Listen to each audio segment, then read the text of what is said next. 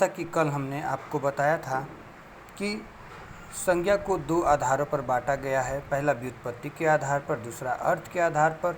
तो आज हम लोग व्युत्पत्ति के आधार पर तीन भागों में बांटा गया था, रूढ़ शब्द, यौगिक शब्द और योग रूढ़ शब्द। इन तीनों के बारे में अच्छे से समझेंगे।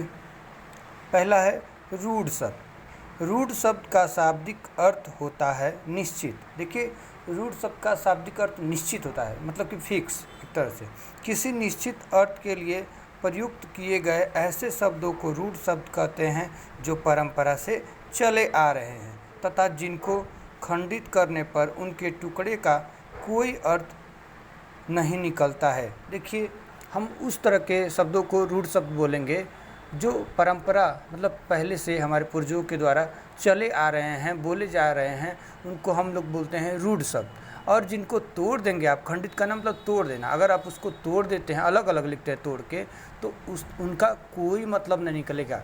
जैसे देखिए, हमने लिखा है भवन, अब भवन को तोड़ा है भ प्लस व प्लस न, जिस इसका कोई मतलब है। कलम को क धन ल धन म, कागज को का धन ग धन ज, हाथी को हा धन थी। तो इन सबको अलग अलग तोड़ दे रहे हैं, तो हा का कोई मतलब निकल रहा है, थी का कोई, तो इस तरह से कोई मतलब नहीं निकलता है। जबकि एक पास रख रहे हैं तो हाथी, कागज, कलम, भवन, इन सब का अर्थ निकलता है। तो इसी को कहा जाता है कि वो शब्द रूढ़ कहलाएंगे जिनको तोड़ने के बाद उनका अर्थ कोई नहीं निकलेगा, उसी को हम कहेंगे क्या, रूढ़ शब्द। उसके बाद हम सुनते हैं यौगिक शब्दों के बारे में। यौगिक शब्द, जो शब्द एक से अधिक शब्दों से बनते हैं यौगिक शब्द कहलाते हैं। मतलब जिन शब्दों को आप एक से अधिक शब्दों से जोड़ के बनाए गए हों, जैसे बचपन, देवदूत, पनघट, पाठशाला, ये सभी दो दो शब्दों से मिलकर बने। इन्हीं के तरह और भी शब्द हो सकते हैं।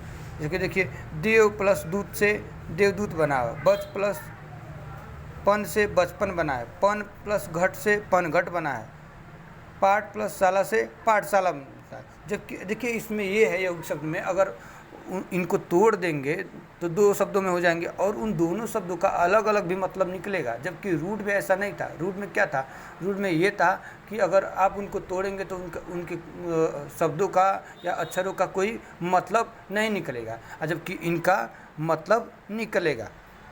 देखिए, यौगिक शब्दों में देवदूत को तोड़ दिया है तो देव प्लस दूत में टूटा है, और दोनों का अलग अलग, देव का और दूत का मतलब निकल रहा है, और दोनों को साथ भी जोड़ देने पर मतलब निकल रहा है।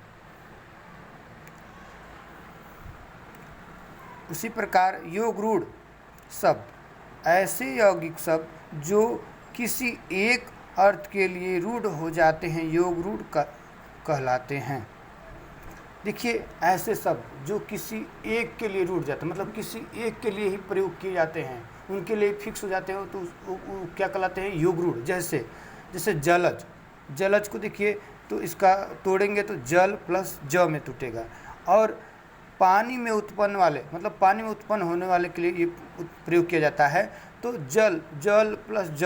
अब पानी में उत्पन्न वाले कमल के लिए ही जलज शब्द का प्रयोग होता है, इसीलिए इसको रूढ़ हो गया। और ये क्या हो गया, ये कमल के लिए क्या हो गया, फिक्स हो गया, रूढ़ हो गया। तो इसीलिए इस शब्द को रूढ़ कहेंगे, क्योंकि जलज का मतलब होता है पानी में उत्पन्न होना। पानी में तो बहुत सी उत्पन्न होते हैं, लेकिन क्या कमल के लिए फिक्स हो गया है। इस पर नीलकंठ, नीला है कंठ, नीला किसी का भी, कई लोग का कंठ हो सकता है, लेकिन ये किसके लिए है, शिव जी के लिए फिक्स है। तो जब नीलकंठ कहा जाता है तो सीधे शिव को हम लोग सोचते हैं, और ये शिव जी के लिए क्या है, फिक्स है। इस शब्द का प्रयोग केवल शिव जी के लिए किया जाता है, इसीलिए इसका नाम है, ये शब्द है नीलकंठ।